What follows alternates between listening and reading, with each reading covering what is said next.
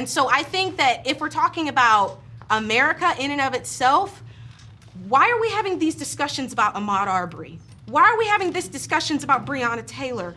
Why are we having these discussions about Frank Tyson, who was killed in my hometown because they kneeled on his chest? He was dying and he begged them to help him and they said, shut the F up. And he died there under their knee. So a couple quick things with that. So with some of the issues you were talking about, such as Black women dying on the operating table, unfortunately what that is, that's a socioeconomic issue. And I feel like what a lot of people attribute to being an issue that has to do with systemic racism is really socioeconomic, because you don't see wealthier Black people having those issues at the same rate. If it was a systemic racism issue, it would have to do with race, not to do with wealth. And then when we look at situations like some of the names you said, let's start with Breonna Taylor. The way that the media lies to Black people to gaslight us into thinking that we need to be terrified of police officers is absolutely unacceptable. If you really look into the tea that happened with Breonna Taylor, we were lied about. They lied to us about that whole situation. Are you talking about the Tatum report?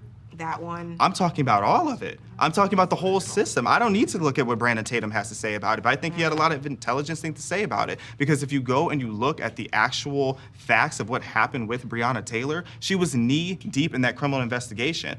That being said, with the reason I bring that up, because I'm not saying that her dying was something that should have happened. However, you can't ignore that her boyfriend shot first. You can't ignore that they were at the right house. When I first heard about Breonna Taylor, back then, I was a BLM activist. I was out there marching for Breonna Taylor. Literally, because I thought that this Black woman was minding her business, laying in her bed, and a police officer came and shot her in the window. Okay, but that you is have not what homeowners' happened. rights. If